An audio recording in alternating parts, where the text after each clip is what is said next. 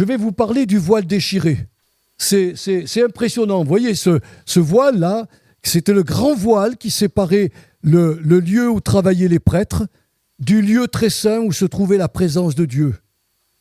Et je vais vous apporter tout à l'heure une prédication sur une exhortation, disons, sur ce voile déchiré, parce qu'il va parler à tous les hommes, à toutes les femmes qui ne sont pas encore forcément au Seigneur, mais il va parler aussi, ce voile déchiré, à tous les chrétiens. Et c'est important qu'on retienne ces leçons. Mais quand j'ai préparé ce message, il m'est revenu à l'esprit combien notre humanité a vécu depuis des siècles des catastrophes, des drames. Il y a eu parfois, lorsqu'un virus, quand il y a eu la grippe espagnole, il y a eu 50 millions de morts. Et toujours les humains se sont relevés. Toujours. Il y a eu des grands tremblements de terre. En Italie, le Vésuve, qui a englouti toute la ville. Et les hommes se sont relevés de ces tremblements de terre. Il y a eu des famines sur la planète et les hommes se sont toujours relevés. Il y a eu des guerres et on en voit encore aujourd'hui. Et les hommes se relèveront des guerres. Mais il y a un drame dont notre humanité souffre encore et dont les hommes ne peuvent rien faire pour réparer cela. C'est le jour où nos parents, nos premiers parents, Adam et Ève, ont choisi une autre parole que celle de Dieu. Ils ont mis leur confiance dans la parole du serpent, où se cachait derrière le serpent le diable, l'ennemi de Dieu, le diviseur, le calomniateur. Ce drame a été terrible. Vous savez pourquoi ? Parce qu'Adam et Ève ont été expulsés du paradis terrestre et Dieu a ordonné à des séraphins à l'épée flamboyante d'interdire l'accès du paradis terrestre, c'est-à-dire l'accès à l'arbre de la vie éternelle. C'est un drame, mes frères et sœurs, dont l'humanité ne s'est jamais relevée parce qu'elle n'avait pas la clé, elle n'avait pas la solution pour réparer ce mal qui avait été fait au cœur de Dieu. On ne peut pas mesurer ce qu'est le péché. Aujourd'hui, on voudrait le cacher à l'humanité. On parle d'erreur, on parle qu'on a trébuché, mais là, on n'emploie pas le mot de la Bible. C'est un péché, c'est-à-dire l'humanité, pas nous spécialement, mais l'humanité s'est détournée de Dieu au travers d'Adam et Ève qui portaient en germe l'humanité dont nous faisons partie aujourd'hui. Donc, il y a encore du côté de l'Irak, de l'Iran, il y a là-bas le jardin, le paradis, dont les séraphins avec l'effet flamboyante, on ne la voit pas, mais l'interdiction d'aller au paradis terrestre, prendre l'arbre, le fruit de l'arbre de la vie et vivre éternellement. Dieu a coupé, il a fermé cela. Et chose incroyable, mes bien-aimés, quand Dieu a appelé un peuple, il s'est choisi Israël. Ça, c'est un grand mystère. Pour moi, c'est un grand mystère. Un peuple qui, toute sa vie, a désobéi à Dieu. La Bible parle que c'est un peuple au cou raide. Il faut le faire quand même. Hein. Et quand vous connaissez l'histoire d'Israël, à part quelques éléments dans l'histoire d'Israël qui ont été des gens merveilleux, soumis à Dieu, on voit leurs exploits. Mais la majorité du peuple faisait tout le contraire de ce que Dieu lui demandait. Et quand Dieu s'est choisi ce peuple, il a dit « Je vais vivre au milieu d'eux, mais voilà les conditions. » Il montra à Moïse qu'il allait lui construire un tabernacle. Ça sera intéressant un jour que je vous montre et que je vous parle de tous les éléments du tabernacle. Mais pour aller un petit peu plus vite ce matin, entre dans le tabernacle entre le lieu saint où officiaient les prêtres, c'est-à-dire à l'extérieur, il y avait la cuve d'eau où on faisait des ablutions, on se lavait. Ensuite, il y avait l'autel des holocaustes où on offrait à Dieu un sacrifice pour nos péchés.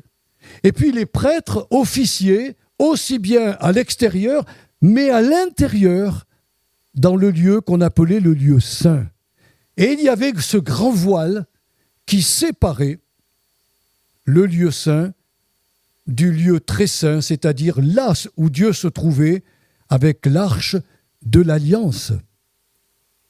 À l'époque de Moïse, ce grand voile mesurait à peu près 5 mètres, puisque le Saint des Saints, c'était 5 mètres au carré.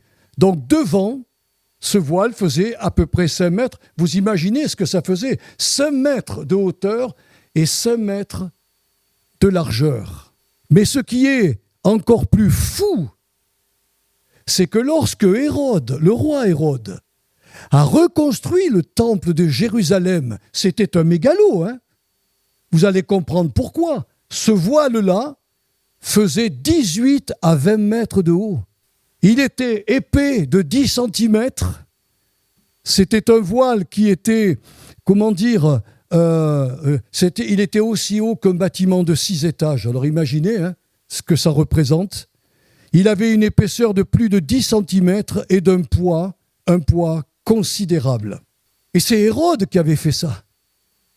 Et c'est ce voile-là que personne ne pouvait. Il fallait avoir une grue, pour le descendre. Je ne sais pas comment il avait monté. Et je ne sais pas comment les Juifs ont continué à officier dans le lieu saint. Ils ont dû le raccommoder, moi j'en sais rien.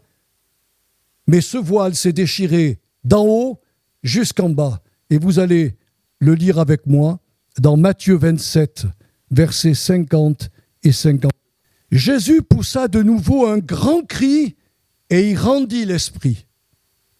Et voici le voile du temple, celui que je vous ai montré, c'est-à-dire le voile qui faisait à peu près 18 mètres de haut. Il a été déchiré.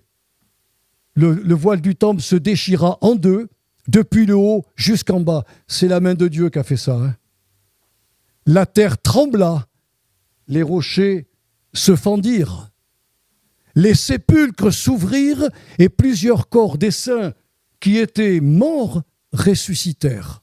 Étant sortis des sépulcres après la résurrection de Jésus, ils entrèrent dans la ville sainte et apparurent à un grand nombre de personnes. Vous vous rendez compte les événements qui se sont produits quand Jésus a rendu l'âme à son Père, son esprit à son Père.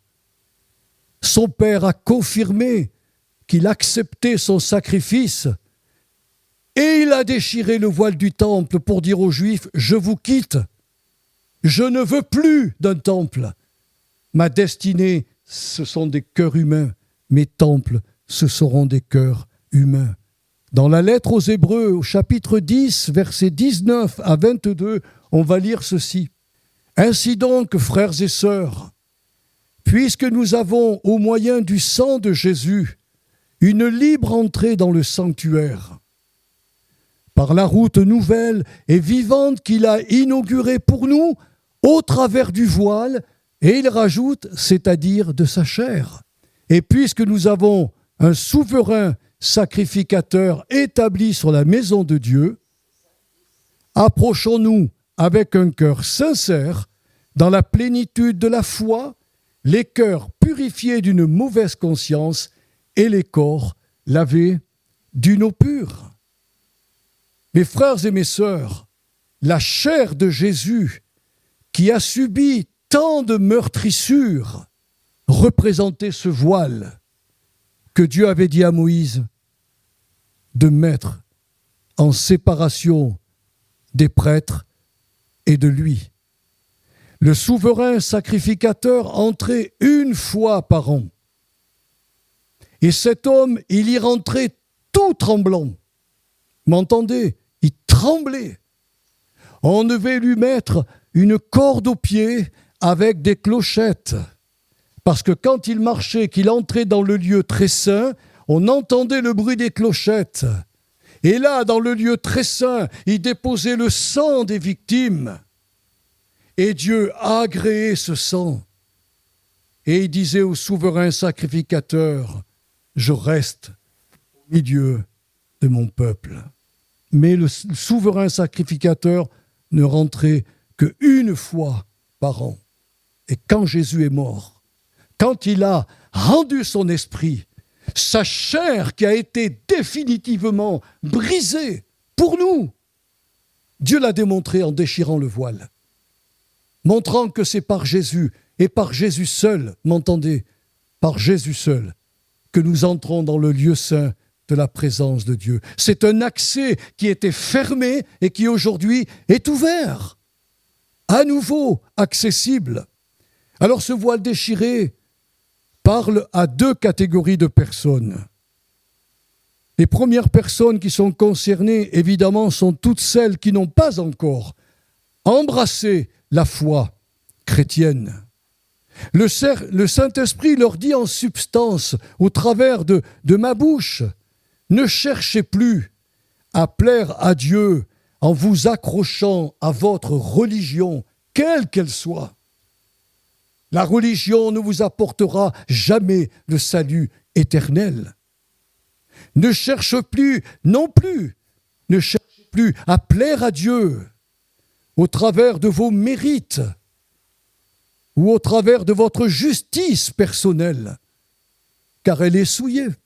Ne cherchez plus à plaire à Dieu en adressant des prières à des statues de plâtre, à des statues de pierre, à des statues de bronze qui ne peuvent ni entendre ni répondre. Étant coupé de la présence de Dieu, le monde a trouvé des parades. Ils ont créé, je voulais enseigner, je voulais prêcher, ils ont créé des religions. Viens dans ma religion, tu iras à Dieu.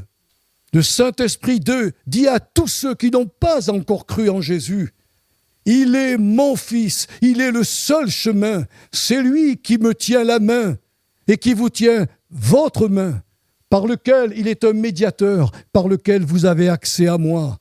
Si vous ne croyez pas cela, vous n'avez aucune espérance de salut dans l'éternité, aucune.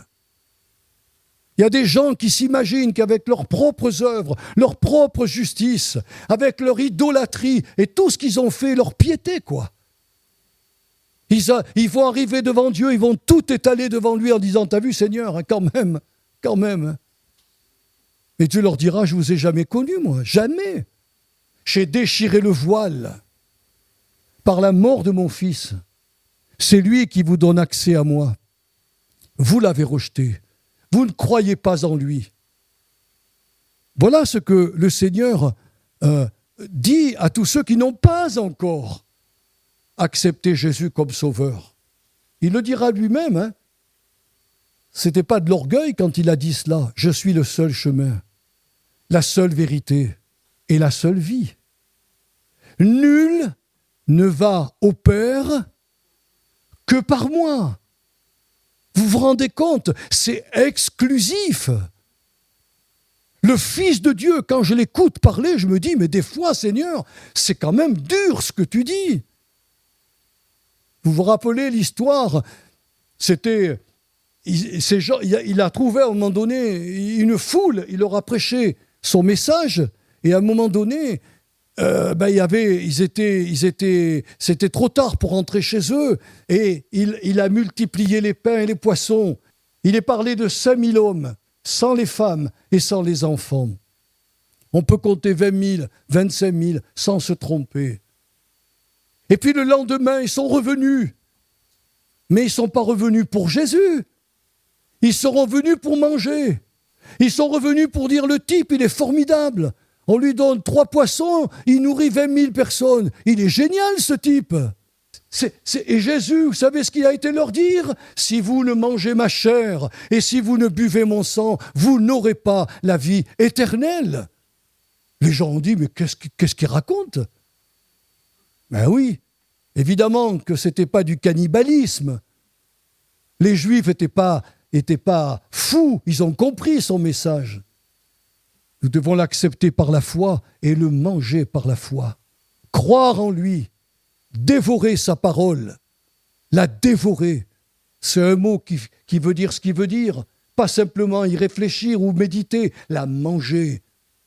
Comme on l'a fait pour la Sainte Seine. La Sainte Seine représente Jésus-Christ. Eh bien, on le prend, on le dévore, on s'en nourrit avec sa parole et avec les prédications pertinentes, que le Seigneur attend de tous ceux qui n'ont pas encore embrassé la foi. Les questions, ce sont celles-ci. Allez-vous enfin croire, aujourd'hui même, que votre culpabilité a été définitivement ôtée par la mort de Jésus sur la croix du Calvaire? Allez-vous oser le croire? Je vais vous dire une chose sur la foi. La foi en Jésus-Christ, elle est unique. Si Jésus n'avait pas existé, il n'y aurait pas la foi en Jésus. Avoir cette foi-là, il faut entendre le Fils de Dieu nous parler et croire sa parole. Dès que je le crois, j'ai la foi en lui. Mais c'est lui qui me la donne. Moi, j'ai la foi normale et naturelle, dont je me sers tous les jours, comme vous. Mais la foi en lui, elle vient de ce que j'entends et ce que j'entends de la parole du Christ. Allez-vous enfin croire que Jésus a payé à votre place la dette de tous vos péchés en versant son sang rédempteur? Vous avez des personnes qui prient, qui chantent des cantiques, et quand vous leur dites mais Jésus est mort pour toi, non, moi je n'ai ni tué ni volé.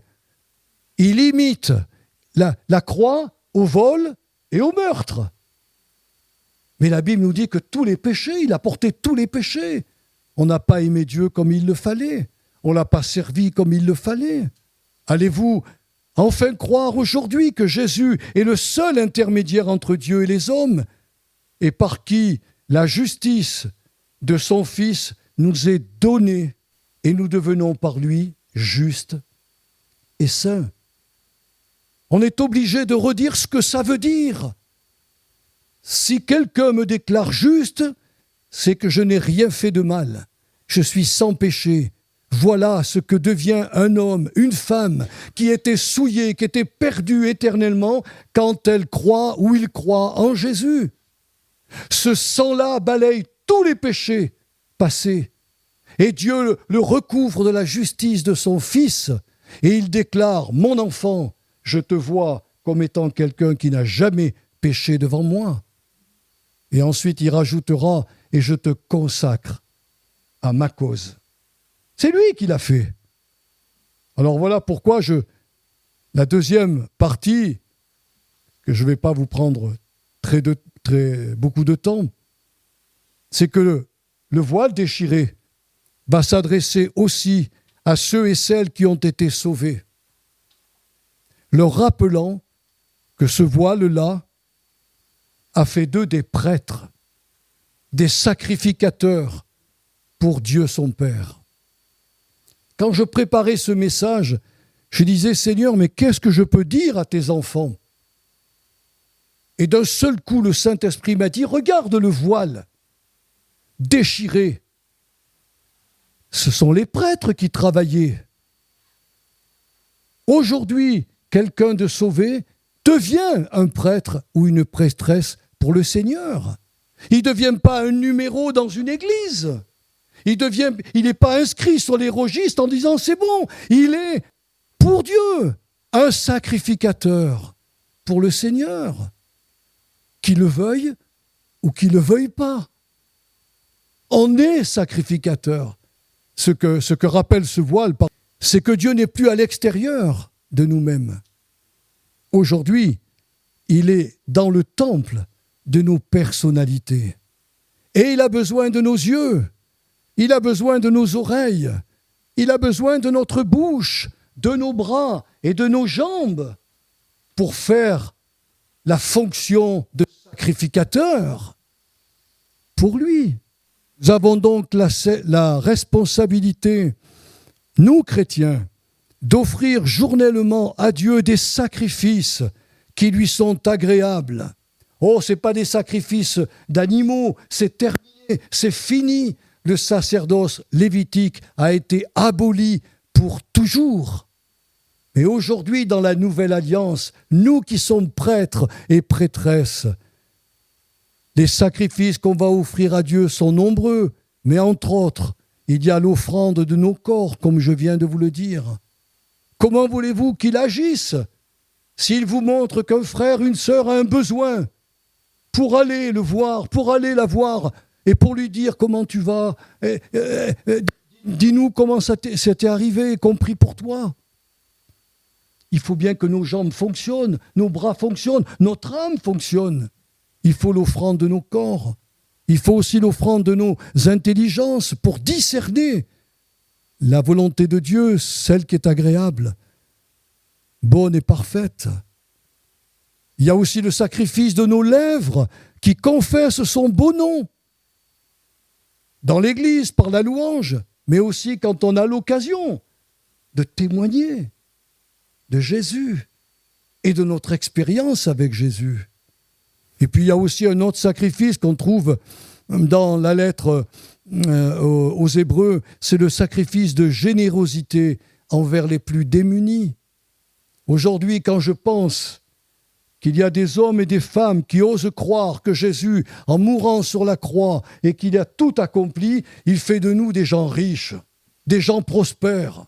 Il y a des chrétiens riches, il y a des chrétiens prospères, mais Dieu leur donne cela dans un but. C'est pas pour... Évidemment, ils vont vivre différemment de nous puisqu'ils ont des fortunes. Et aux États-Unis, entre autres, et en Europe certainement aussi, il y a des gens avec un cœur d'amour, un cœur chrétien, ils prospèrent, ils sont riches à milliards, mais ils donnent. Ils aident les pauvres, ils donnent à des sociétés qui vont donner à manger ou creuser des puits pour mettre des pompes à eau en Afrique. Oui.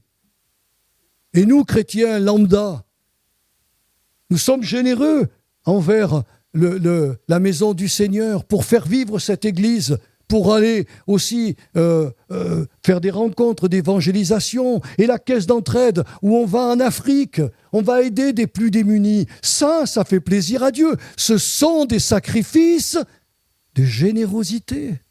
Il n'y a pas une Église, une véritable Église qui n'agit pas comme on fait. L'Église, ce n'est pas une société commerciale, c'est une œuvre de générosité.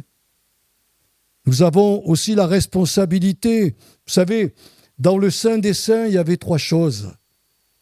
Il y avait le chandelier qui brûlait tout le temps, matin et soir.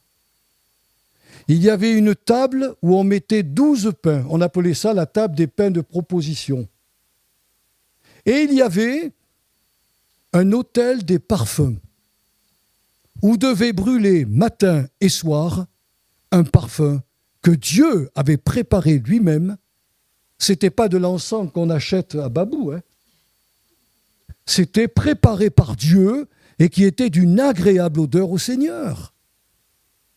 Et dans la Nouvelle Alliance, il nous est parlé que nous devons nettoyer nos lampes, c'est-à-dire entretenir la communication avec le Saint-Esprit pour que la lumière spirituelle brille dans nos cœurs, comme le faisaient les prêtres qui nettoyaient journellement les lampes du chandelier dans le tabernacle. C'était leur travail.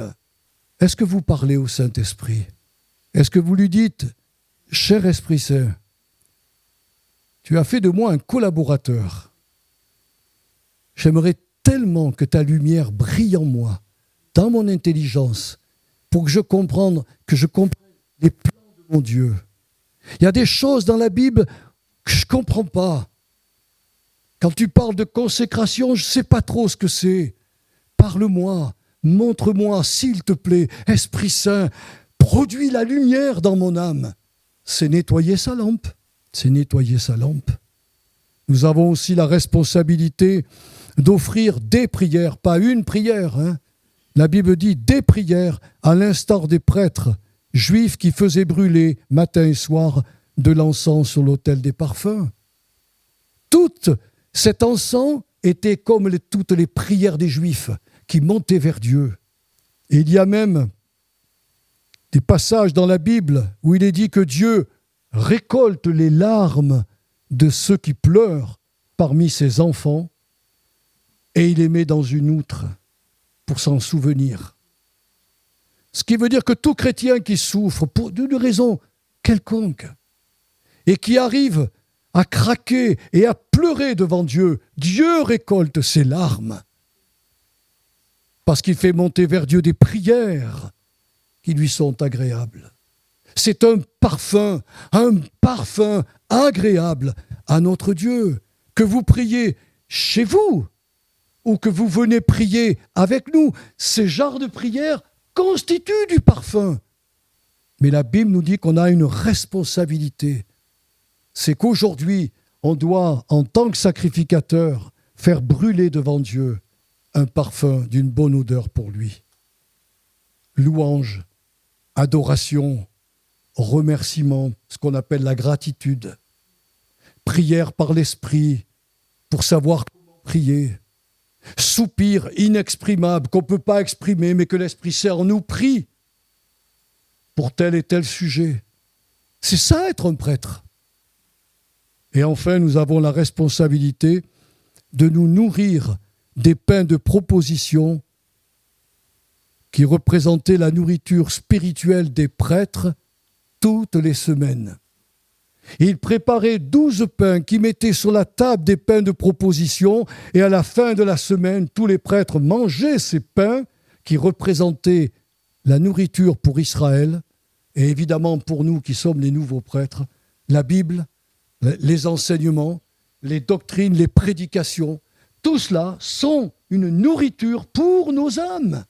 Et ces prêtres veillaient à cela tous les jours. Alors je ne vous dirai pas que le Seigneur n'a pas envie de rendre prospères ses enfants. Ce serait un mensonge. Je ne vous dirai pas que le Seigneur ne veut pas guérir ses enfants. Ça serait mentir. Mais l'essence du christianisme à accepter, c'est de dire, Seigneur, maintenant que je suis lavé, que je suis juste, tu m'as sanctifié, mis à part pour toi, et je suis un prêtre. Je suis un prêtre. Et ce que faisaient les prêtres dans le lieu saint, maintenant je vais le reproduire dans le domaine spirituel, dans ma vie et dans l'Église.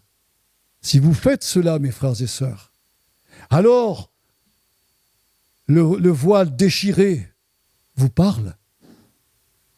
Et il parle à tous ceux qui n'ont pas encore embrassé la foi pour leur dire, ne cherchez pas à plaire à Dieu d'une autre manière que de croire au Christ crucifié sur la croix. L'apôtre Paul, il a été battu, il a été lapidé. Il n'est pas mort de sa lapidation, mais il est passé tout juste.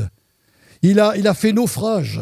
Il a été mis en prison, il a été battu, on lui a craché dessus. Ses propres frères et sœurs, dans la foi juive, se sont détournés de lui. Et ce frère a dit dans un verset de Romains, « Je n'ai pas honte de l'Évangile. » C'est la puissance de Dieu pour le salut de quiconque croit. Si on posait la question aujourd'hui à tous les chrétiens de France, avez-vous honte de l'Évangile? On serait surpris des réponses. Il y en a qui vont dire non. Mais il ne faut plus parler du péché. Il ne faut plus parler de l'enfer. Il ne faut plus parler aux païens de ce qui leur est désagréable. Il faut leur offrir ce qu'ils cherchent. Si c'est ça, mes frères et sœurs, ou s'il y a des églises qui font ça, elles marchent à côté de la croix. Les gens se sont trompés d'évangile. Je termine avec ce témoignage qui m'avait touché, moi, il y a quelques années. J'étais jeune chrétien, et puis voilà qu'un prédicateur vient dans notre église, et il prêche, et dans sa prêche, il nous raconte l'histoire d'une jeune fille. Elle devait avoir une trentaine d'années. Elle avait tout eu par sa mère. Sa mère lui avait appris à parler, lui a appris à chanter, lui a appris à vivre la vie, à la prendre à bras le corps. Elle faisait un tas de choses, elle avait réussi dans la vie, c'était formidable. Elle a un accident, elle est sur la route en train de mourir. Et sa mère arrive. Vous savez ce qu'elle lui a dit? Elle lui a dit, maman, tu m'as appris à danser, tu m'as appris à chanter, tu m'as appris plein de choses, tu m'as jamais appris à mourir. Voilà où en est l'humanité. Si vous connaissez votre Bible, il est dit « Seigneur, apprends-nous à compter nos jours. Je ne sais pas si demain je serai là, ni vous. Et si aujourd'hui j'entends sa voix, que je prends une décision, que je sois encore pas dans la foi ou dans la foi, si Dieu me touche, si Dieu m'éclaire, ne repoussez pas au lendemain ce que vous pouvez faire aujourd'hui. Réglez tout avec le Seigneur. Le Seigneur nous parle sans cesse, tous les jours. Il sait qu'on se trompe. Il sait qu'on prend parfois de mauvais chemins. Il sait cela. Mais il n'y a pas un doigt accusateur. Vous vous rappelez du fils prodigue ? Il est parti. Il n'avait même pas droit à son héritage, mais il en a eu un. Il a tout mangé avec. Il a fait la vie, quoi. Et puis après, il n'avait plus rien. Et on lui a donné à garder des pourceaux. Pour un juif, c'est horrible. Hein. Il aurait bien voulu manger ce que mangeaient les pourceaux, mais on lui interdisait. Il est rentré en lui-même. Il a dit, mais je suis fou, je suis bête. Chez mon père, même les serviteurs, les esclaves, ont à manger tous les jours. Alors je me lèverai, j'irai vers mon père et je lui dirai, Père, j'ai péché contre le ciel et contre toi. Je suis plus digne d'être appelé ton fils. Là, c'est la vraie repentance. Hein. Et quand il arrive à la maison, le père le voit de loin, il court vers lui. Quel dialogue il a eu ? Ah, tu reviens penaud, hein ? T'as tout mangé, t'as croqué mon argent. T'es vraiment un sale type. Le père lui fait aucune remontrance, aucun reproche. Il le prend dans ses bras, il sent le cochon, hein. Il pue. Il le fait laver, il lui donne la robe blanche, il lui redonne la bague de propriétaire pour pouvoir signer des ventes ou des achats. Il lui met des sandales aux pieds parce qu'il dit « Mon fils qui était mort, je l'ai retrouvé, il est vivant maintenant, faisons la fête !» Dès qu'un incroyant se met à croire, il y a la fête des anges. Quand moi j'ai cru, je ne savais pas ça, hein.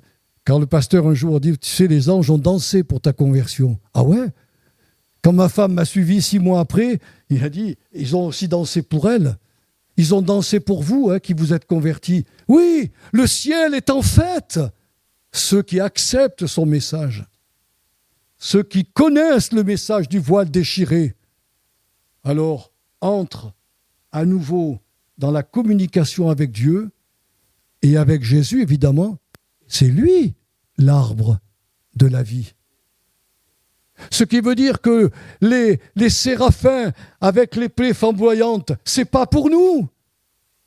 Une fois sauvés, Jésus nous amène et la Bible dit, je vous donne maintenant la vie éternelle. Je ne vais pas attendre d'arriver au ciel pour l'avoir. On l'a. Mais ne vous trompez pas. Si on l'a, c'est pour servir notre Dieu en tant que souverain, en tant que sacrificateur les uns et les autres. Père, le message du voile déchiré est tellement utile pour ceux qui ne te connaissent pas.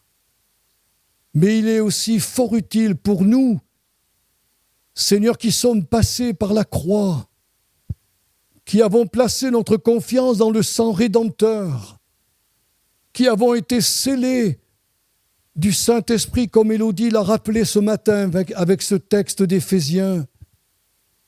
Seigneur,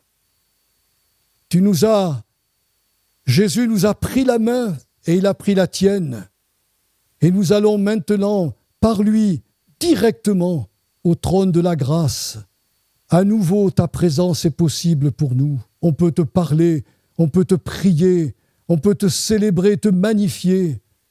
Et ton Fils nous a communiqué non seulement sa justice, mais aussi sa propre vie éternelle. Alors ce matin, je bénis mes frères et mes sœurs, et je bénis ceux qui entendront ce message, que ça soit en Afrique ou ailleurs. Seigneur, que ceux qui ne te connaissent pas te rencontrent, car le voile a été déchiré. L'accès à Dieu est à nouveau possible. Oh, alléluia, par Jésus-Christ. Alors ce matin, merci de nous avoir parlé. Et fais en sorte, Seigneur, que nous ne rations pas le coche.